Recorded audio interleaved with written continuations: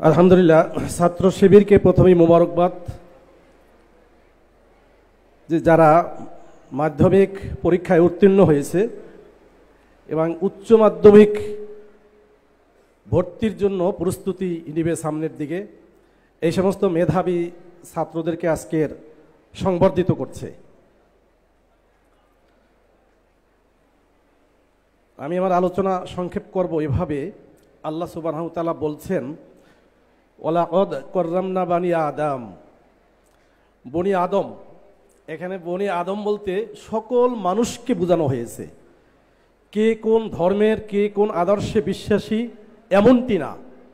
বনি আদমের ব্যাপারে আল্লাহ বলছেন যে ওয়ালাকাদ কাররামনা বানি আদম। বানি আদমকে আল্লাহ সুবহানাহু ওয়া তাআলা সম্মানিত করে সৃষ্টি করেছেন। আর সেই সম্মানের জায়গাটা ধরে রাখার জন্য, তাদের সেই মর্যাদাকে যদি ধরে রাখতে হয়, তাহলে আল্লাহ অন্যত্র বলেছেন যে ইন্নী জাইলুন ফিল আরদি খলিফা। আমি তোমাদেরকে এই জমিনে খলিফা হিসাবে সৃষ্টি করেছি। অন্যদিকে আপনারা যদি চিন্তা করেন যে আল্লাহ সুবহানাহু ওয়া তাআলা আমাদেরকে এই দুনিয়াতে সৃষ্টি করে আমাদের যাবতীয় প্রয়োজনীয় জিনিসপত্র সব কিছু আল্লাহ আমাদেরকে দিয়েছেন। কিন্তু যেই আল্লাহ, যেই স্রষ্টা মানুষকে সৃষ্টি করে তার প্রয়োজনীয় সব কিছু দিয়েছেন, তিনি একটা দাবি আমাদের প্রতি করেছেন যে তোমরা খলিফা হিসাবে আমার এই জমিনে ভূমিকা পালন করবে। সেই খলিফা কি? সেই খলিফা হলো যে তোমরা আল্লাহ প্রদত্ত সকল নিয়ামতকে তোমরা ভোগ করবে। তোমাদের জন্যই সৃষ্টি করা হয়েছে। কিন্তু তিনি যে হুকুম দিয়েছেন, তিনি যে নির্দেশ দিয়েছেন, তিনি যে বিধান দিয়েছেন, সেই বিধান অনুযায়ী তোমরা সেই বিধান অনুযায়ী তোমাদের জীবন পরিচালনা করবে। এটা যদি এই দুনিয়ার মানুষরা করত, তাহলে আজকের সমাজের ভিতরে যে হানাহানি, মারামারি, কাটাকাটি, সন্ত্রাস, দুর্নীতি, চাঁদাবাজি, মানুষের অধিকারকে ভুলুণ্ঠিত করা হচ্ছে, মানুষের মৌলিক মানবাধিকারের জন্য আন্দোলন করতে হচ্ছে, এগুলা করতে হতো না। এই মৌলিক কয়েকটি কথা বলার কারণ হলো এই যে তোমরা যারা আজকের জীবনের একটি গুরুত্বপূর্ণ অধ্যায় শেষ করেছো, তোমাদেরকে এটা অনুধাবন করতে হবে যে আমাকে কে সৃষ্টি করেছেন, এ দুনিয়াতে আমার দায়িত্ব কি, কি জন্য আল্লাহ দুনিয়াতে পাঠিয়েছেন, আমার উপরে অর্পিত দায়িত্বটা কি, এটা অনুধাবন করার জন্যই শুধুমাত্র আমি এই কয়েকটি কথা তোমাদের সামনে তুলে ধরলাম। সম্মানিত শিক্ষার্থীবৃন্দু, তোমরা তোমাদের কেরিয়ারকে বিল্ড আপ করবে। তোমাদের কেরিয়ার নিয়ে এখন ভাবা শুরু করেছো। আমি দোয়া করি, আমি তোমাদের প্রতি আবেদন রাখতে চাচ্ছি, তোমরা সব সময় নিজেদেরকে একজন সৎ নাগরিক হিসাবে, সৎ মানুষ হিসাবে গড়ার জন্য সবচেয়ে বেশি চেষ্টা করবে। অভিভাবকবৃন্দ যারা আছেন, আপনার সন্তান ভালো রেজাল্ট করবে, এটা যেমন সঠিক, এটা যেমন বাস্তব, এই চেষ্টা যেমনি করবেন, তদ্রূপভাবে আপনার সন্তান নৈতিকতা সম্পন্ন একটি সন্তানে, একটা নাগরিকে পরিণত হবে, এই দিকে গুরুত্ব বেশি দিতে হবে। কারণ আমরা লক্ষ্য করছি আজকের এই বাংলাদেশেই অনেক হায়ার এডুকেশন লাভ করেছে, উচ্চ ডিগ্রি অর্জন করেছে, কিন্তু তাদের নৈতিক মান, তাদের সোসাইটির প্রতি তাদের যে রেসপন্সিবিলিটি, সেই দায়িত্ব পালন থেকে শুরু করে তাদের যে মৌলিক মানবীয় গুণাবলী থাকা দরকার, সেই গুণাগুলি কিন্তু অর্জন করতে পারছে না। সুতরাং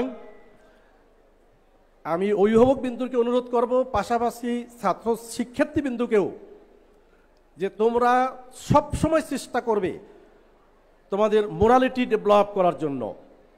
শিক্ষার বিকল্প নাই, শিক্ষা গ্রহণ করতে হবে, কিন্তু সেই শিক্ষার উদ্দেশ্য থাকবে নৈতিক মান উন্নীত করা, শিক্ষার উদ্দেশ্য থাকবে জাতি গঠনে ভূমিকার পালন করা, শিক্ষার উদ্দেশ্য থাকবে আজকের বাংলাদেশের যে ক্রাইসিস চলছে সেই ক্রাইসিসের অন্যতম হল দুর্নীতি,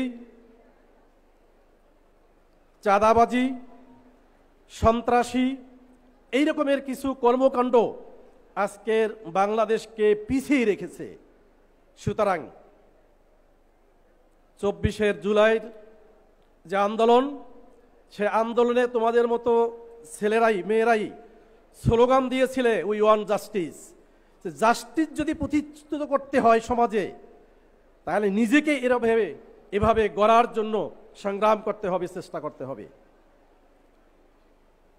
বাংলাদেশের শিক্ষা ব্যবস্থা, সেই শিক্ষা ব্যবস্থার একজন মানুষকে নৈতিকতা সম্পন্ন, সৎ এবং যোগ্য হিসাবে গড়ে তোলার জন্য সুনির্দিষ্ট কোনো পদ্ধতি নেই, কোনো কারিকুলাম নেই। এমত অবস্থায় তোমাকে নিজেকেই সিদ্ধান্ত নিয়ে একজন উন্নত নৈতিকতা সম্পন্ন মানুষ হিসাবে গড়ে তোলার জন্য চেষ্টা করতে হবে। আমরা দেখছি বাংলাদেশের প্রেক্ষাপটে বাংলাদেশ ইসলামী ছাত্র শিবির এটা শুধু মেধাবীদের ছাত্র সংগঠন নয়, বরং বাংলাদেশ ইসলামী ছাত্র শিবির মানুষের ভিতরে, ছাত্রদের ভিতরে মোরালিটি তৈরি করার অন্যতম একটি প্রতিষ্ঠান। সুতরাং তোমাদেরকে উদাত্ত আহ্বান জানাবো যে আসো, তোমরা তোমাদের মোরালিটি ডেভেলপ করার জন্য, সৎ এবং যোগ্য নাগরিক হিসাবে নিজেকে গড়ে তোলার জন্য তোমরা ইসলামী ছাত্র শিবিরকে জানো এবং ইসলামী ছাত্র শিবিরের সাথে তোমরা তোমাদের জীবনকে গড়ে তোলার জন্য চেষ্টা করো। আল্লাহ সুবহানাহু ওয়া তাআলা আমাদেরকে সম্মানিত করে সৃষ্টি করেছেন, সেই সম্মান রক্ষার জন্যই এই পৃথিবীতে ভালো কিছু সৃষ্টি করার জন্যই, ভালো কিছু উপহার দেওয়ার জন্য তোমাদের দিকে এই জাতি তাকিয়ে আছে। আগামী দিনের নেতৃত্ব দেবে তোমরাই, কাজেই সেই নেতৃত্বের উপযোগী হিসাবে নিজেদেরকে তৈরি করতে হবে। এই পৃথিবীতে যারা ভালো কিছু অবদান রেখেছে, যারা পৃথিবীকে গড়ার জন্য চেষ্টা করেছে, এই পৃথিবীকে কিছু দিয়েছে, মানবতার জন্য কাজ করেছে, তাদের প্রত্যেকের জীবনের ইতিহাস হচ্ছে তারা ছিল চারিত্রিক দিক দিয়ে উন্নত, তারা ছিল একদিকে যেমন মেধাবী, যোগ্যতা সম্পন্ন, তদ্রূপভাবে মানুষের জন্য তারা কাজ করেছে। আল্লাহ সুবহানাহু ওয়া তাআলা এই জন্য মানুষকে খায়রা উম্মাহ বলা হয়েছে, যে কুনতুম খায়রা উম্মাহ উখরিজাত লিন-নাস। এই মানসিকতা তোমাদের এখনই পোষণ করতে হবে যে আমি অপরের জন্য, অন্যের জন্য, মানুষের জন্য, মানবতার জন্য, দেশের জন্য আমি কি করতে পারলাম বা আমি কিভাবে অবদান রাখব। এই শিক্ষা, এই টার্গেট, এই লক্ষ্য উদ্দেশ্যকে সামনে রেখে তোমরা তোমাদের আগামীর যে শিক্ষা, সেই শিক্ষা ব্যবস্থাকে তোমরা অন করবে, ধারণ করবে, লক্ষ্য উদ্দেশ্য নির্ধারণ করে সামনের দিকে এগিয়ে যাবে। আল্লাহ সুবহানাহু ওয়া তাআলার কাছে দোয়া করি তোমাদের জন্য, যে তোমরা বাংলাদেশের যে এখন শূন্যতা রয়েছে, যে নেতৃত্বের শূন্যতা রয়েছে, সেই নেতৃত্বের শূন্যতাকে পূরণ করে দুর্নীতিমুক্ত, চাঁদাবাজ মুক্ত, সন্ত্রাস মুক্ত, টেন্ডারবাজ মুক্ত একটি সুন্দর একটি বাংলাদেশ উপহার দেওয়ার জন্য তোমাদের মতো যারা এখন মেধাবী আছো তাদেরকেই ভূমিকা রাখতে হবে।